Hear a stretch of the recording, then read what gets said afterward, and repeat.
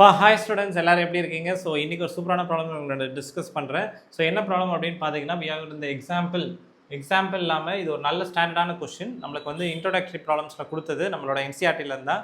So அந்த problem தான் இன்றைக்கி நம்ம டிஸ்கஸ் பண்ண போகிறோம். ரொம்ப ட்ரிக்கியான கொஸ்டின். ஸோ அதனால தான் இந்த ப்ராப்ளம் நான் சூஸ் பண்ணி ஒர்க் அவுட் பண்ணுறேன். ஸோ இந்த ப்ராப்ளம் ஃபுல்லாக பாருங்கள், ரொம்ப இம்பார்ட்டன்ட். இதில் நான் ட்ரிக்கும் சொல்லித்தரேன் உங்களுக்கு. ஓகே, ஸோ இதே மாதிரி நம்ம சேனலில் வந்து ரெகுலராக ஃபிசிக்ஸ் கெமிஸ்ட்ரி மேத்தமெட்டிக்ஸோட வீடியோஸ் வந்துட்டு இருக்கு. ஸோ மறக்காமல் என்ன பண்ணி வச்சுக்கோங்க, சப்ஸ்கிரைப் பண்ணி வச்சுக்கோங்க. அதுக்கப்புறம் ஃபிசிக்ஸ் கெமிஸ்ட்ரி மேத்தமெட்டிக்ஸோட 10th பேட்ச் வந்து போயிட்டு இருக்கு. சென்டம் எடுக்கிறது தான் அதோட ultimate goal. Okay, so right, கவனிங்க.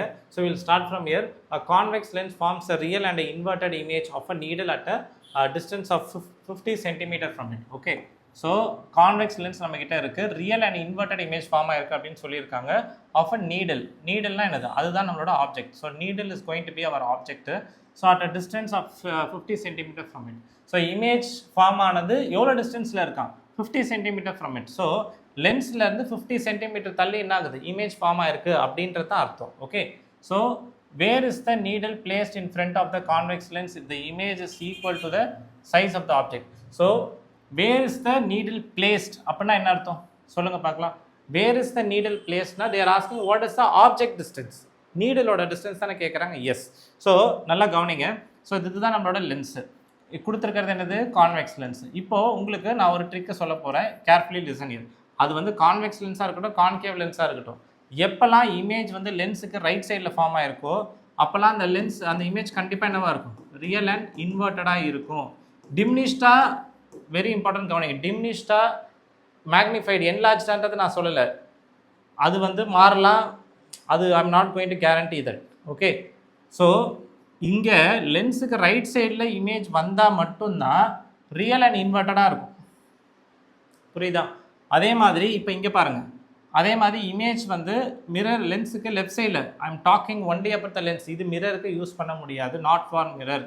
லென்ஸுக்கு மட்டும்தான் நான் சொல்கிறேன், நாட் ஃபார் மிரருக்கு இது கிடையாது. Not only for lens. லென்ஸுக்கு ரைட் சைடில் ஃபார்ம் ஆச்சுன்னா கண்டிப்பாக அது ரியல் அண்ட் இன்வெர்ட்டட். அதே மாதிரி இது இங்கே ஃபார்ம் ஆச்சுன்னா என்னது, virtual and erect. Is it clear? கண்டிப்பாக இதை நம்ம சொல்ல முடியும். சரி, இப்போ இது நம்மளோட ஆப்ஜெக்ட். இப்போ நம்ம இமேஜோட டிஸ்டன்ஸ் கண்டிப்பாக, இப்போ இமேஜ் எங்கே ஃபார்ம் ஆயிருக்கும், ரைட் சைடா லெஃப்ட் சைடா? கொஸ்டினில் என்ன மென்ஷன் பண்ணியிருந்தாங்க, ரியல் அண்ட் இன்வெர்ட்டட்னு சொல்லியிருந்தாங்க இல்லையா? அப்போ என்ன வரும், it's going to be image is going to be இந்த ரைட் ஹேண்ட் சைட். இமேஜ் வந்து என்ன, +50 cm. ஏன்னா இமேஜ் கண்டிப்பாக ரைட் சைடில் ஃபார்ம் ஆகும்போது ரியலாகவும் இருக்கும், இன்வெர்ட்டடாகவும் இருக்கும். அதனால தான் ஆப்ஜெக்ட் இப்படி வைக்கும்போது நான் இன்வெர்ட்டட் இமேஜை கீழே பார்த்து போட்டிருக்கேன். ஸோ இந்த ப்ராப்ளம் ஸ்டார்ட் பண்ணும்போது நான் டயக்ராம் போட்டிருக்கேன். அந்த டயக்ராமில் இமேஜ் எப்படி போட்டிருக்கேன், ரியல்னால ரைட் சைடு, இன்வெர்ட்டடாக இருக்கிறனால it will be downward. Is that clear? Yes. So இப்போ யூட வேல்யூ தான் கொஸ்டினில் தெரியாதுன்னு சொல்லியிருந்தாங்க. எம்மோட வேல்யூ என்னது, எம்மோட value is going to be -1. இப்போ இஸ் தட் கிளியர்? ஸோ எம்மோட வேல்யூ ஏன் -1 அப்படின்னா, வெரி இம்பார்ட்டன்ட், கேர்ஃபுல்லாக கவனிங்க.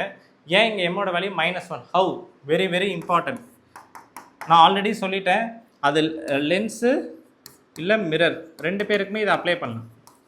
இது நான் சொன்ன ட்ரிக்கு ஃபுல்லாக ஃபார் லென்ஸுக்கு, அது கான்கேவ் கான்வெக்ஸ் எதனால இருந்துட்டு போகுது. ஆனால் இதுக்கு என்னென்னா எம்மோட value equal to 1, magnitude of M equal to 1ன்னா அது என்னது, சேம் சைஸ். ஹைட் ஆஃப் இமேஜும் ஹைட் ஆஃப் ஆப்ஜெக்டும் சேம் சைஸ்ன்னு அர்த்தம். இப்போ இதே வந்து எம்மோட வேல்யூ என்னது, கிரேட்டர் தென் 1 இருந்துச்சுன்னா என்ன அர்த்தம், என்லார்ஜ். ஓகே, என்லார்ஜ்னு சொல்லலாம், இல்லை அதுக்கு இன்னொரு பேர் என்னது, magnified or enlarge you can call. Okay, this going to be magnified.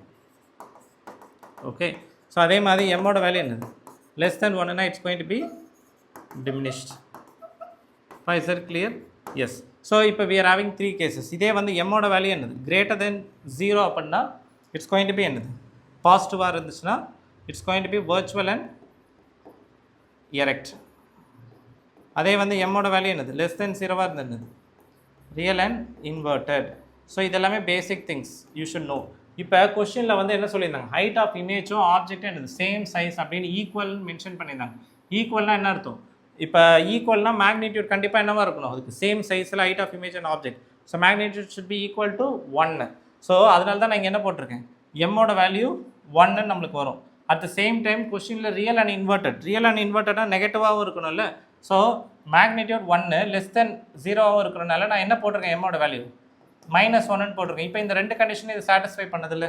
So எம்மோட வேல்யூ -1 எடுத்திருக்கேன், விச் இஸ் அப்போ தான் மேக்னிடியூட் 1 ஆகும். At the same time it's a negative value. Is it clear?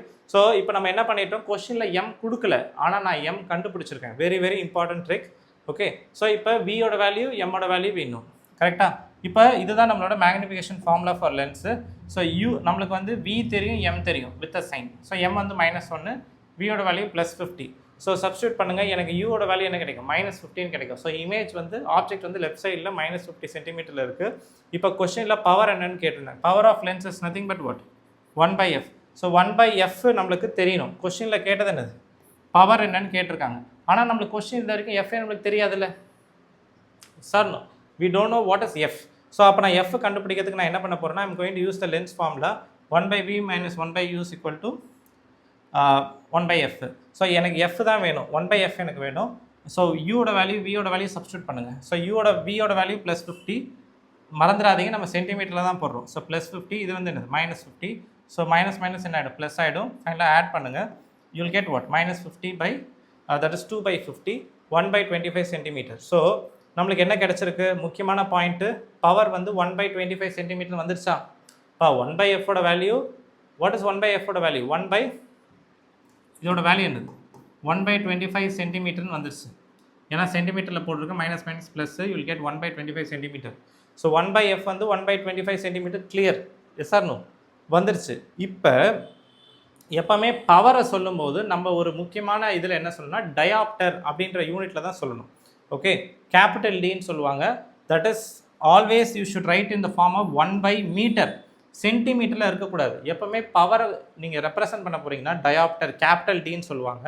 அப்படி போட போகிறீங்கன்னா கண்டிப்பாக அது மீட்டரில் தான் இருக்கணும் ஸோ நம்மளுக்கு 25 சென்டிமீட்டர்னு இருக்குது ஸோ 25 சென்டிமீட்டர் நான் மீட்டராக மாற்றணும்னா என்ன பண்ணணும் what should I do so centimetre நான் மீட்டராக மாற்றணும்னா 1/100 மீட்டர் தானே ஸோ அதுதான் நான் இங்கே சப்ஸ்டியூட் பண்ணியிருக்கேன் ஸோ சென்டிமீட்டர் இருக்கிற இடத்துல 1/100 மீட்டர் போட்டிங்கன்னா you will get this yes or no centimetre இருக்கிற இடத்துல 1/100 மீட்டர் போடுங்க வில் கெட் 100/25 1/மீட்டர் ஸோ கேன்சல் ஆச்சுன்னா வில் கெட் 4 ஸோ 4 1/மீட்டர்னு கிடைக்குதா இந்த 1/மீட்டருக்கு பேர் தான் என்னது டயாப்டர் கேபிட்டல் டி ஸோ உங்களுக்கு வந்து பவர் வந்து 4D + 4Dன்னு கிடச்சிருக்கு ஓகே இந்த டி எதை மீன் பண்ணுதுன்னா டயாப்டர் ஒரு டயாப்டர்ன்றது 1/மீட்டர்னு அர்த்தம் okay everyone clear with so இப்போ இந்த கொஸ்டினில் தேவையான எவ்ரிதிங் வி டிட் ஸோ கண்டிப்பாக உங்களுக்கு யூஸ்ஃபுல்லாக இருந்திருக்கும் நம்புறேன் ஸோ டவுட்ஸ் இருந்தால் மறக்காமல் என்ன பண்ணுங்கள் கமெண்ட் பாக்ஸில் போடுங்க நான் நெக்ஸ்ட் வீடியோ மீட் பண்ணுறேன் and then bye from Nagarajan by.